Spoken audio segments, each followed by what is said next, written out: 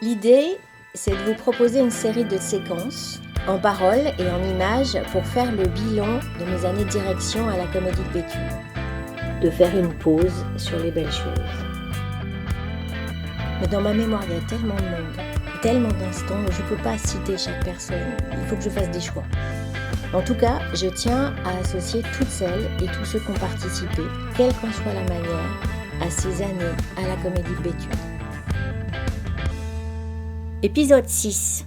Rencontre avec l'égalité des chances. On en a beaucoup parlé à la Comédie depuis mon arrivée de l'égalité des chances. Depuis l'ouverture des stages, Brûlons les planches, et depuis 2019, la création de la classe prépa. Sur le site, il y a la série Dans les pas de la classe prépa, où l'on peut voir et entendre les élèves et s'approcher du travail qu'ils font et aussi rencontrer leurs aspirations. Mais qu'est-ce que c'est mon regard, et mon point de vue à moi dans tout ça ? En 2014, je suis arrivée avec une idée dans mon projet pour la Comédie. C'était juste une idée qu'il fallait forger, construire et partager pour lui donner corps et réalité. Cette idée, elle est venue quand j'étais membre du jury à l'école de la Comédie de Saint-Étienne, 2 ans avant.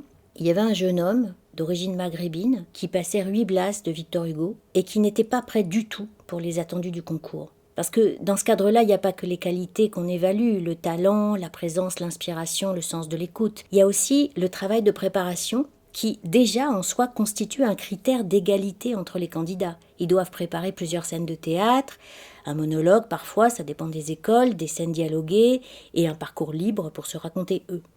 Et lui, ce jeune homme, il n'avait personne pour lui donner la réplique et ces scènes n'étaient pas préparées, pas en jeu.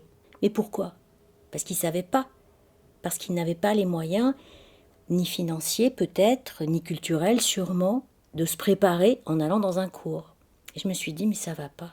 Ça va pas parce qu'il manque des espaces pour le former. Lui, puis tous ceux comme lui, toutes celles qui sont dans des situations éloignées de la réalité d'un concours. Et je me disais, on doit poursuivre cet idéal, on doit pouvoir garantir à tous les jeunes de France qui le veulent un accès à ces concours et à leur désir de théâtre.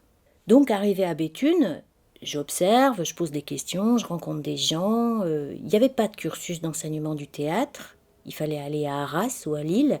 Donc, c'est un endroit juste pour construire ce qui est devenu le dispositif égalité des chances. Des stages d'abord pour comprendre un peu de quoi il s'agit, pour éprouver sa motivation, pour sentir ce que c'est d'être un individu au cœur d'un collectif. Et puis, une classe préparatoire avec un enseignement très intensif, un vrai bain de théâtre où on se confronte pendant 1 an à différentes pratiques, au langage du corps, aux textes classiques et contemporains, monologues, dialogues et les fameux parcours libres.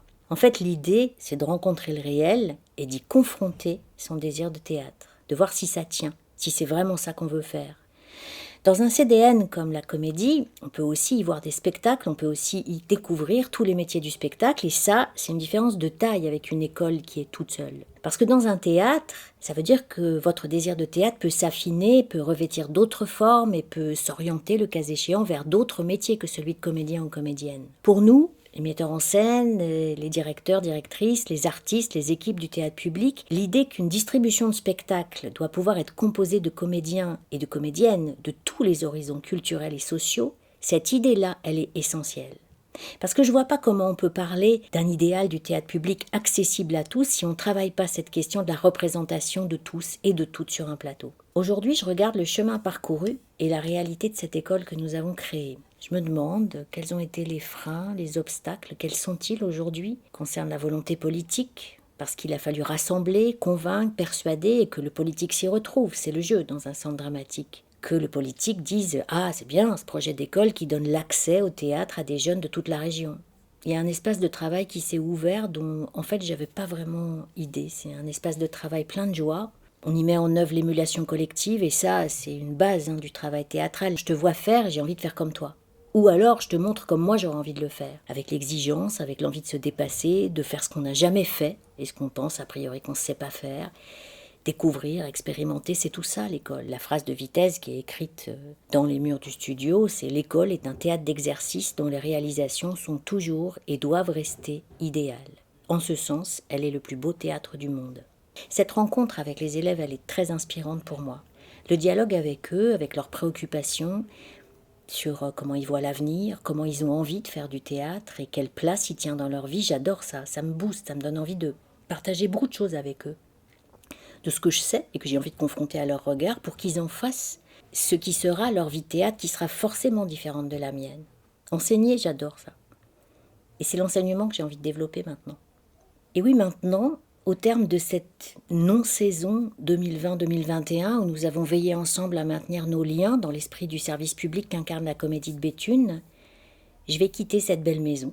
Et pour finir cette série de pauses sur les belles choses, je voudrais remercier les spectateurs et les partenaires pour la confiance qu'ils m'ont accordée, pour leur appétit de théâtre, leur curiosité et leur fidélité qui vont rester gravées dans ma mémoire.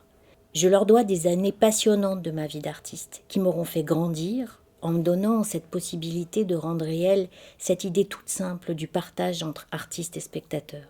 Au revoir à vous toutes et tous, au revoir à ce territoire qui m'a tant donné, et à bientôt.